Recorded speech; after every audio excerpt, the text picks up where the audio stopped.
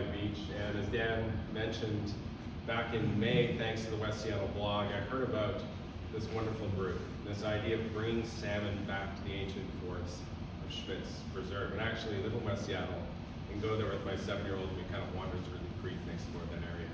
And I always thought, it's like, it feels like this hidden gem within the city. And could there be this other way of opening up to the city and even an opening up to the bay? And so when I saw this, I was like, this is serendipitous. At that time, I was trying to think, well, what am I going to teach this autumn at UW? And so it's perfect time. I think about a week after that, we got together as a group, including SBU, Seattle Public Utilities, Jonathan Gardner, Daniel Deere, who's probably going to be here this afternoon or tomorrow, people from Seattle Parks. We all got together as a group, came down here and did a walk. We started at the beach and made our way up through the park, which is Whaletail Park, and the playfields up into the forest. We all stood around where the creek comes down at the end of the street and goes into a grate. We kind of just stood there, and you can kind of stand there and then look up to the forest, this beautiful forest, and you're like, there's a lot of opportunity here. Everyone kind of agreed that what would be the magic, how could we make this creek come down to the beach? And so together, I think everyone on that day really felt there's a great opportunity, but a sense of responsibility to make this a reality.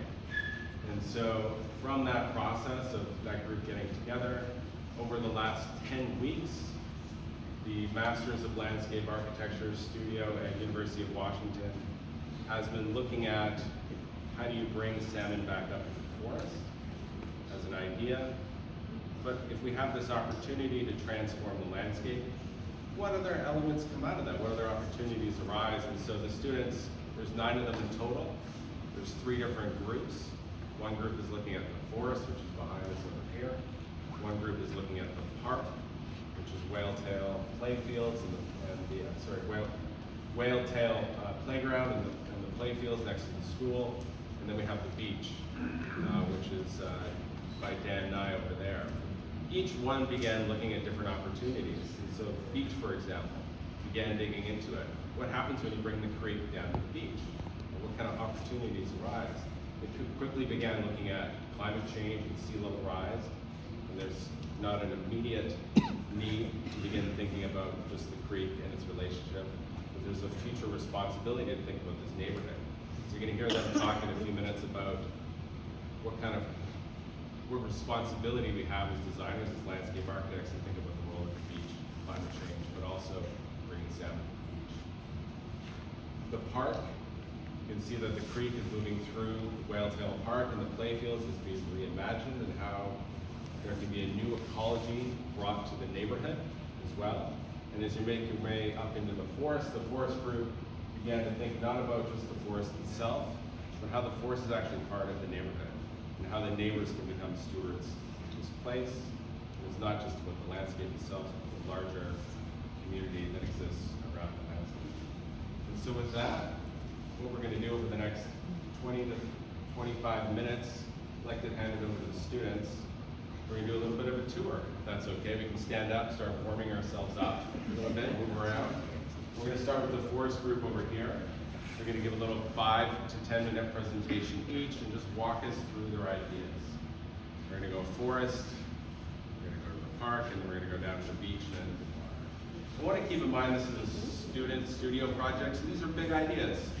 The intent is to think outside of the box, right?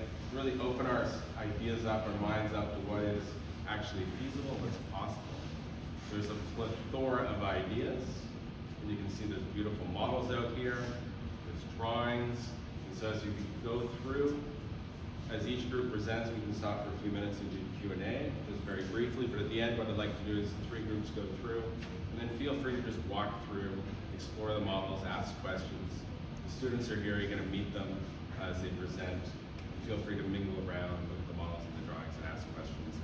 The goal of this is to build community. Everyone's here has come together, right? After Schmitz Park Creek Restore, they've been working to build community.